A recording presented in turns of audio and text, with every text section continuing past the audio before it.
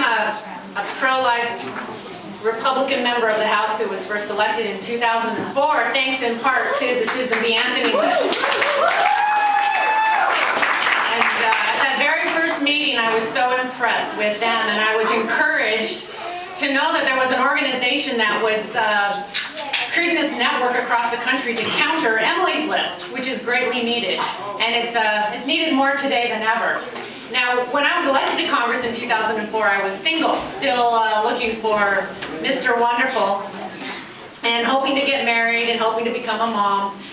And quite honestly, after I was first elected, I went many months without even getting a date, and I thought, wow, maybe I will be single for the rest of my life. But little did I dream what God had in store for me. And I did get married in 2006, and in 2007 I gave birth to a beautiful little baby boy named Cathy McMorris Rodgers, who just happens to have Down syndrome. And I have only because of him had a new passion for these issues and a new reason for being in Congress. And I am excited about your team, Sarah.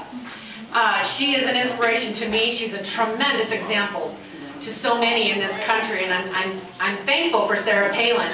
I remember the first time I talked on the phone with her after she had been nominated to be our the Republicans' vice president candidate, and I was telling her, well, you know, I almost feel like I know you because I'm very good friends with the lieutenant governor in Alaska. And she says, well, Kathy, I feel like I almost know you because I saw the little YouTube video of you and your son Cole launching the Down Syndrome Caucus.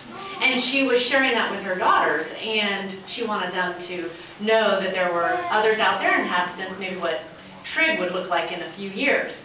But we did launch the Down Syndrome Caucus this last year, and I want to share just a little bit with you. The whole purpose is just to increase awareness and educate people really about some of the issues related to Down syndrome.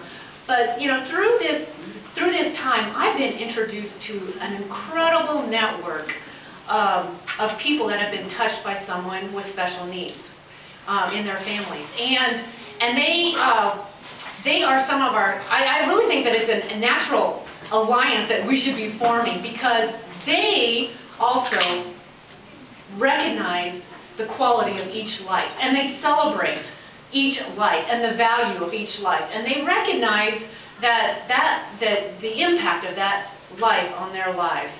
So we launched the Down Syndrome Caucus. We got some important legislation through last year.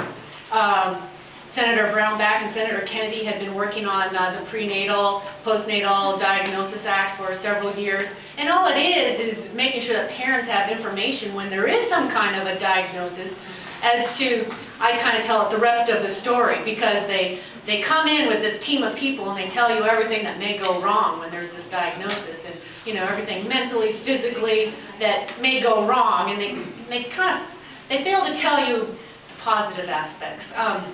But I'm also, I want you to know, because Down syndrome is kind of on the forefront of this issue, because, you know, you probably have heard, 80 to 90% of babies that are diagnosed prenatally with Down syndrome are now aborted.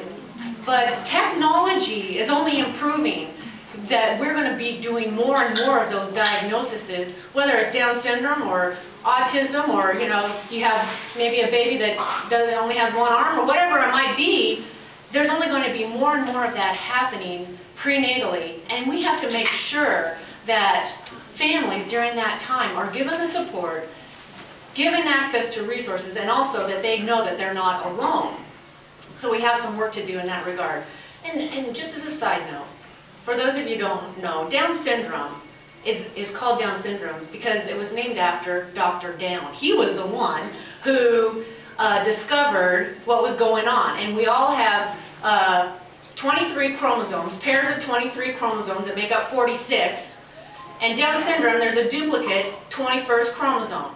It's not anything, just they have a little extra in the 21st chromosome, and it means that there's some things that may happen due to that extra 21st chromosome. I have some friends that they have a son that only has one 22nd chromosome, which also has some impacts. But Cole is just a beautiful, wonderful baby boy who's brought us lots of joy. He's only 20 months old, and the fact that he has Down syndrome only makes me more curious as to the positive impact he's going to have on our lives and this world. So thanks for all that you do.